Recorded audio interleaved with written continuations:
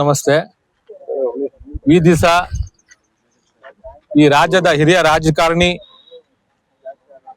ಹೇಮಾವತಿ ಹರಿಕಾರರು, ಬಡದ ನಾರಿನ ಭಗೀರಥರು, ನಮ್ಮ ನೆಚ್ಚಿನ ನಾಯಕರಾದ ಟಿ.ಬಿ. ಜಯಚಂದ್ರ ಸಾಹೇಬ್ರ ಆದೇಶದಂತೆ ಇವತ್ತು ಏನ್ ನಾವು ಕಳಂಬಳ ಕೆರೆಗೆ ನಾವು ನಿಂತಿದ್ದೀವಿ. ಇವಾಗ ಹೇಮಾವತಿ ನೀರು ಇಲ್ಲಿ ಕಳಂಬಳ ಕೆರೆಗೆ ಬಂದೈತೆ. ಹೇಮಾವತಿ ತಾಯಿ ಕಳಂಬಳ ಕೆರೆಗೆ ಬಂದೈತೆ. ಇವಾಗ ನಾವು ಶಿರಾ ಕೆರೆಗೆ ಇಲ್ಲಿಂದ ನಾವು ತಗೊಂಡು ಹೋಗ್ತಾ ಇದ್ದೀವಿ. ಈ ಸಂದರ್ಭದಲ್ಲಿ ನಾನು ಫಸ್ಟ್ ಎಲ್ಲಾ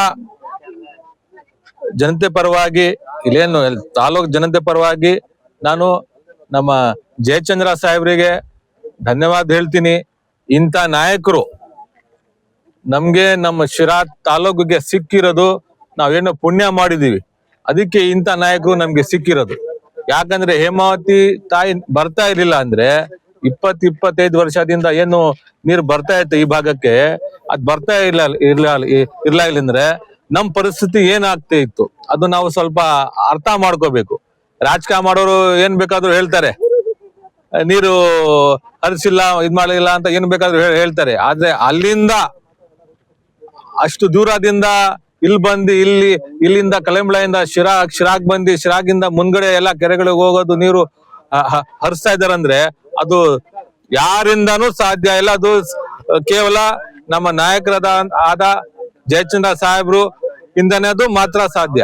ಯಾಕಂದ್ರೆ ಎಷ್ಟು ಜನಗ ಅನುಕೂಲ ಆಗ್ತೈತೆ, ಎಷ್ಟು ತೋಟಗಳು ನೋಡಿ, ಇಲ್ಲಿ ಎಷ್ಟು ತೋಟಗಳು, ಎಷ್ಟು ಲಕ್ಷಾಂತರ ರೈತರಿಗೆ ಅನುಕೂಲ ಆಗ್ತಾ ಐತೆ. ಆಮೇಲೆ ನಮ್ ಶಿರಾದಲ್ಲಿ 1 ವಾರ ನೀರೈತೆ ಅಷ್ಟೇ. ಅದ್ವಾಗ ನೀರ್ ಖಾಲಿ ಆದ್ರೆ ಎಷ್ಟು ತೊಂದರೆ ಆಗುತ್ತೆ. ಸುಮಾರು 1 ಲಕ್ಷ ಜನಕ್ಕೆ ನಾವು ಹೇಮಾವತಿ ನೀರು ಕೊಡ್ತಾ ಇರೋದು. ನಾವು ಸುಮಾರು 1 ಲಕ್ಷ ಜನಕ್ಕೆ ನಾವು ಹೇಮಾವತಿ ನೀರು ಕೊಡ್ತಾ ಇರೋದು. ಅದು ನೀರು ಖಾಲಿ ಆಗ್ಬಿಟ್ರೆ ಎಷ್ಟು ಸಮಸ್ಯೆ ಅಂದ್ರೆ ಹೇಳ್ಬಾರ್ದು. 2000 ಇಸ್ವಿದಲ್ಲಿ ನಮ್ ತಂದೆಯವರು ಪುರಸಭೆ ಅಧ್ಯಕ್ಷರು ಆಗಿದ್ರು. ಅವಾಗ ಗಲಾಟೆ, ಬರೀ ನೀರಿಗೋಸ್ಕರ ಗಲಾಟೆ ಹೊಡೆದ ಡಾಟ ಅವಾಗ. ಇವಾಗ ನೋಡಿ ನಾವು ಆರಾಮಾಗಿದ್ದೀವಿ.